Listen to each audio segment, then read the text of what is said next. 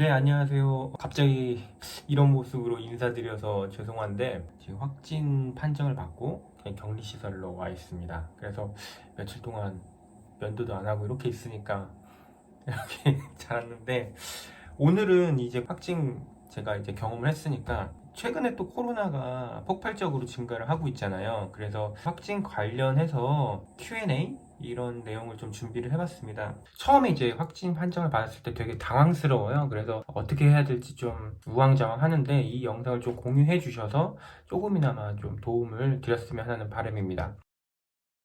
처음에는 이제 고열부터 시작됩니다. 약 한 38.5도까지 올라가고, 그 다음에 열이 좀 내리나 싶더니 이제 코가 막히고, 그 다음에 인후통, 그러니까 목이 되게 아파요. 그러니까 침을 삼키기 힘들 정도로 아프고, 그 다음에 목소리는 이제 감기 걸린 목소리처럼 목이 완전히 잠겨버립니다. 그 간혹 가다가 이게 숨쉬기 힘들고 막 가슴 통증이 있으신다는 분도 계시는데, 이런 분들은 이제 중증 환자가 될 경우가 많으니까 각별히 좀 주의를 하셔야 될 것 같습니다.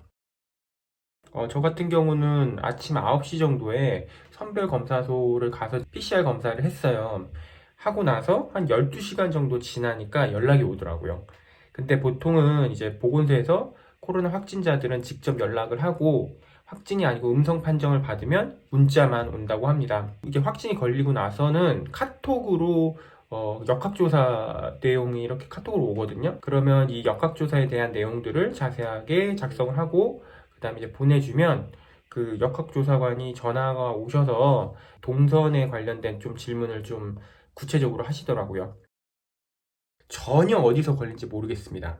저 같은 경우는 확진 판정을 금요일날 받았는데, 그 주 내내 재택근무 기간이라서 집에만 있었고 어디 나가지도 않았어요. 나가봤자 가족들이랑 산책 가는 정도였는데, 그 코로나 잠복 기간이 4일에서 14일 정도 된다고 하더라고요. 그래서 그 전주에 회사를 왔다 갔다 하면서 걸린 게 아닌가 싶은데, 그것도 확실치는 않습니다. 그리고 가장 걱정이 됐던 게 와이프랑 아기가 걸리지 않을까, 그게 가장 걱정됐는데, 뭐 다행히도 음성 판정이 나와서 저만 이렇게 그 격리 시설로 입소를 하게 됐고요. 이게 나갈 때 마스크를 항상 꼈어요. 근데 마스크를 껴도 걸릴 사람은 걸리더라고요. 저 같은 경우도 어떻게 걸린지 전혀 모르겠습니다. 일단은 제가 걸렸기 때문에 가족들이 안 걸리게 하는 게 가장 중요한 거고, 그리고 격리시설로 이송되기 전까지 꽤 시간이 많이 걸리십니다. 왜냐면 최근에 또 확진자가 많이 늘었기 때문에 이 생활치료센터가 부족한 상황이에요. 그래서 격리시설로 가기까지가, 저 같은 경우는 한 3일 정도 걸렸거든요. 그래서 집에 3일 동안 격리되어 있었습니다. 그래서 가족들한테 전파를 안 시키기 위해서는 철저하게 방을 분리를 하셔서 그 자가격리를 하셔야 되고요. 무조건 이제 감기 기운이 조금만 있더라도 집에서라도 마스크를 꼭 끼시는 게 되게 중요할 것 같아요. 그리고 집안의 환기를 자주자주 시키셔야 합니다. 이 환기를 하면 공기 중에 이제 바이러스가 한 100분의 1로 줄어든다고 하더라고요. 그래서 환기를 계속 하시고, 또 되도록이면은 이제 따뜻한 물을 드시는 것을 추천드리는데, 코로나 바이러스가 열에 약해서 한 26에서 27도면은 죽는다고 하더라고요. 그래서 저희 가족들도, 제 아기 같은 경우는 이제 끓인 물을 계속 먹었고, 와이프도 이제 따뜻한 물을 먹었기 때문에 그렇게 안 걸리지 않았나, 그런 생각도 들고요. 1차 백신은 9월 6일 날 접종을 했습니다. 증상이 나온 게 9월 17일 날 증상이 나왔거든요. 그래서 약 한 2주 정도 됐는데 1차를 맞고도 이렇게 확진 판정이 나왔습니다. 그리고 2차까지 맞아도 이제 변이 바이러스 때문에 이제 확진을 받을 수 있다라고 하던데요. 백신을 맞아서 코로나 걸릴 확률을 낮추는 것도 중요하지만, 저는 더 중요한 거는 이제 마스크를 잘 쓰는 게 더 중요할 것 같아요. 백신도 100% 이제 믿으면은 안 되는 거고, 이제 자기를 보호하시기 위해서는 마스크를 반드시 끼시는 것을 추천드리는 바입니다. 그 격리시설, 그러니까 생활치료시설에 들어가기 전에 준비물 관련 이제 안내 문자를 그 시설에서 보내줍니다. 근데 이거 외에도 내가 개인적으로 챙겨야 될 것들이 있는데요. 핸드폰, 아이패드 충전기, 왜냐면 여기 와서 할 게 없어요. 할 게 정말 없습니다. 그래서 나갈 수도 없고, 핸드폰이나 아이패드나 뭐 노트북 같은 거를 꼭 갖고 오셔서 이 무료한 시간을 보내야 할 것 같고요. 웬만한 생필품은 다 있기 때문에 거의 뭐 가져갈 건 없는데, 중요한 거는 이제 여기 들어왔을 때 입은 옷들은 이런 거는 다 버려야 한다고 하더라고요. 그래서 지금 보시다시피 엄청 후질근한 이런 버릴 옷들을 갖고 왔습니다. 그리고 신발도 저는 버릴 걸 예상을 해서 안 신는 신발을 신고 왔고, 태도 때 입을 옷들은 여기 안내문에도 보면 나와 있듯이 비닐봉지 이중 포장해서 갖고 와도 된다라고 했기 때문에 그렇게 갖고 왔고요. 그리고 개인 뭐 감기약이나 뭐 이런 것도 갖고 오셔도 되는데, 사실 여기에서 맨날 체크를 하셔서 어디 아픈 데가 있냐 이렇게 물어봐 주세요. 그러면은 거기에 맞는 약을 넣어주시기 때문에 굳이 뭐 약은 별도로 갖고 들어올 필요는 없을 것 같아요. 유증상자나 무증상자나 무조건 확진 판정이 받으면 격리시설로 가셔야 됩니다. 가셔야 되는데, 지금 현재 이렇게 확진자가 많이 늘어나는 상황에서 격리시설의 수용을 얼마만큼 할 수 있을지 그게 의문이긴 하는데, 증상이 크지 않는 사람들이나 이제 무증상자들은 생활치료센터로 가게 되더라고요. 그래서 뭐 연수원이나 모텔 같은 곳을 이렇게 개조를 해서 사용하는 그런 곳으로 이제 이송이 되고, 그 다음에 유증상자 중에 중증 환자, 아까 같이 뭐 가슴이 답답하다거나 숨이 쉬기 힘든 그런 분들은 이제 병원으로 이송이 됩니다. 지금 현재 저도 수도권에 자리가 없기 때문에 강원도 고성까지 이렇게 이송이 된 상황이고요. 지방까지 이렇게 내려갈 경우에는 이제 집 앞에 앰뷸런스가 옵니다. 와가지고 그걸 태워서 그 집결지로 가서 이제 다른 확진자들과 함께 버스를 타고 그 생활치료센터로 이송이 되게 됩니다.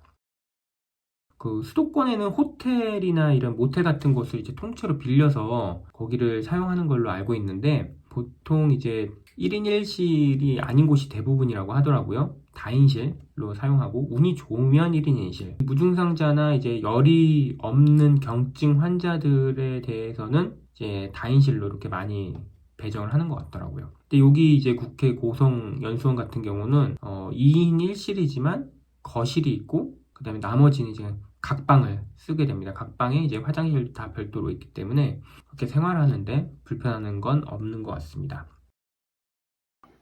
턱비누, 면봉, 칫솔, 면봉, 클렌징 폼, 바디워시, 위생 키트, 수건, 똥미리,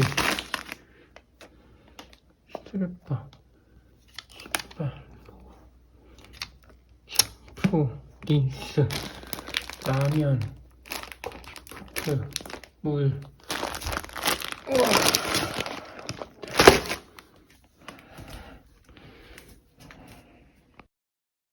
격리시설 식사 같은 경우는 이제 매일 3회 아침, 점심, 저녁으로 하고 있고, 이것저것 이제 맛있는 음식들이 많이 나와요. 그래서 어떨 때는 뭐 이렇게 삼계탕도 나오고 그럴 때도 있는데, 이게 물리시면은 여기에서 이제 처음에 지급해준 컵라면 이거를 끓여 먹어도 되니까 뭐 크게 뭐 물리거나 그러지는 않은 것 같습니다.